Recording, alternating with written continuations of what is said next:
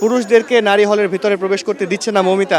আপনি ভিতরে প্রবেশ করেছিলেন, আপনার কাছে কি তথ্য আছে একটু জানাবেন। আমি যখন প্রথম বঙ্গমাতা হলে আসি তখন আসলে এখানে তেমন কোনো গণমাধ্যম কর্মী ছিল না। আমি আসি এবং এখানে একজন ছাত্রদলের জিএস নারী প্রার্থী উনি আসলে অভিযোগ করছিলেন আমার কাছে যে আসলে ওনাকে ভেতরে ঢুকতে দেওয়া হচ্ছে না, এবং অন্যান্য নারী ভোটাররা তার কাছে অভিযোগ করে যে তারা আসলে অনেকক্ষণ যাবৎ ভেতরে ঢুকতে পারছে না এবং ভোট দিতে পারছে না। তখন আসলে আমি ভেতরে যাওয়ার চেষ্টা করি, তো আমাকে আসলে গেটে আটকে দেওয়া হয়। তারপর আমি যখন জানতে চাই যে কেন আটকে দেওয়া হচ্ছে, কেন আমরা ভেতরে ঢুকতে পারছি না, তখন কিন্তু আসলে তারা আমাদেরকে নানা অজুহাত দিতে শুরু করে। এবং নজরুল নামে একজন বিশ্ববিদ্যালয়ের শিক্ষক এখানে আসেন। প্রথমে এখানে কোনো পুরুষ সাংবাদিকদের ঢুকতে দেওয়া হচ্ছিল না, যেটা আমরা আসার পর থেকে সকাল থেকেই দেখছিলাম বিভিন্ন হলে এটা করা হচ্ছিল।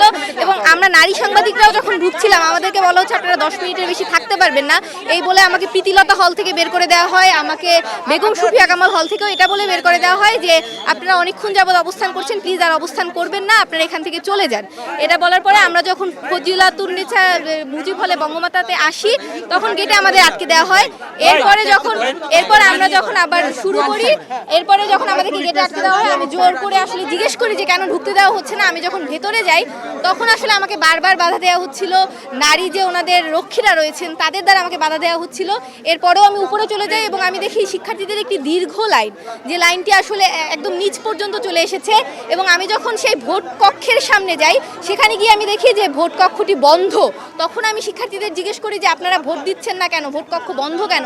তখন ওনারা আমাকে বলে যে আমরা 1.5 ঘন্টা যাবত এখানে দীর্ঘক্ষণ লাইন ধরে দাঁড়িয়ে আছি এবং আমাদেরকে ভেতরে ঢুকতে দেওয়া হচ্ছে না, প্রশাসন থেকে আমাদেরকে বলাও হচ্ছে না কেন আমরা ঢুকতে পারছি না।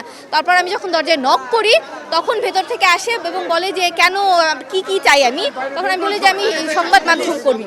তখন তারা আমাকে ঢুকতে দেয়, এক প্রকার আমি জোর করেই ভেতরে ঢুকি এবং আমি আসলে দেখতে যাচ্ছিলাম ভেতরে কি হচ্ছে, কেন আসলে ঢুকতে দেওয়া হচ্ছিল না। তখন তারা আমাকে বিভিন্ন অজুহাত দিতে থাকে এবং ওই মুহূর্তে আসলে ছাত্রদলের ভিপি এবং জিএস প্রার্থী তারা ভেতরে ঢুকে যায়।